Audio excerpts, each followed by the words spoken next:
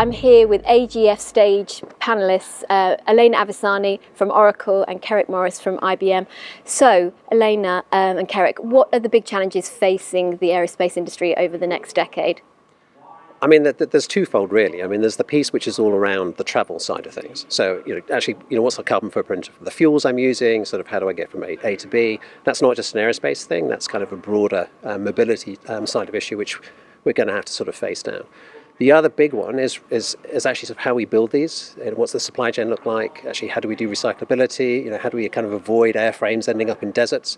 And actually sort of really sort of work on that true circularity piece, particularly considering all of the precious metals and other resources that are actually tied up in these aircraft. And how can we help the supply chain on their quest for achieving net zero? Well, I think one of the key challenges is that the space needs collaboration. It's sort of a pre-competitive challenge. The pressure on suppliers has to come from the various players. It's something that, for example, we tackle in the tech industry thanks to organizations like Responsible Business Alliance or Digital Europe. So I think in the aerospace, the challenges are more difficult because of intellectual property and trade secrets, but sustainability requires pre-collaboration efforts because you need to create standards that suppliers can actually abide by. And in terms of big data, machine learning, AI, how can they help tackle some of the challenges that we're facing over the next decade? Yeah, I mean, there's a huge role to play because at the end of the day, most of the issues that we're facing here are actually data ones of some ilk.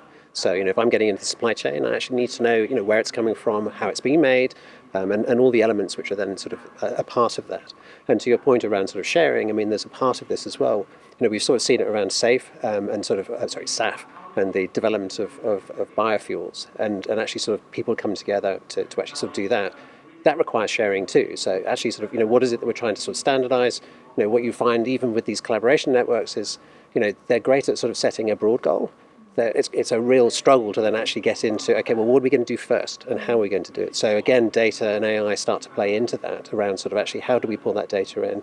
How do we automate this as quickly as possible, particularly around some of the trickier sort of data ingestion components, and actually really sort of drive that quickly. And one of the challenges there is that data is not available most of the times. Even like large organizations are struggling to collect relevant environmental and social KPIs because the data is not in the IT system to begin with. They're collected via Excel and multiple Excels, coming from multiple functions within the organization. So you don't have data at your fingertips, and so you can't take advantage of AI capabilities to sort of map your supply chain and understand what risk is because you don't have the data to begin with. So that is like how technology can help these companies to really streamline data collection, and that's what we're focusing on. And what are the skills that the aerospace industry are kind of lacking? It's the same skills as everybody's lacking. So, there is no such thing as a sustainability professional yet. It's a career that sort of we've been developing over time. So everybody had a job before they were sustainability usually. Again, data is a huge issue, and sort of getting access to the right sort of skills around that, around the AI, around analytics, all of those things are massively competitive. And part of the issue is you're competing with every other industry. And, and the question there is aerospace actually sexy enough to kind of pull in the people that you really need in order to be able to do this? Or do you then have to go sort of borrow these resources from somebody else? Yes, when young professionals come and ask for advice, I always tell them, you need to learn a trade, and then you bring in sustainability into a trade. You need to be a great product manager that understands sustainability. You need to be a great engineer that can bring the sustainability vision into how you're designing an engine or you're creating a new fuel. It's a way of thinking. More than a profession. You need to bring that lens into everything you do because it has to be part of your job function to begin with. In terms of inbuilt resilience, do you think companies, both big and small, have enough resilience to weather another major shock like we've all experienced in the pandemic, Kerrick? I think it will depend on the organisation, to be honest. I mean, it's not just the pandemic. We've also sort of got the war in Ukraine. We've got sort of fuel price shocks. We've got inflation.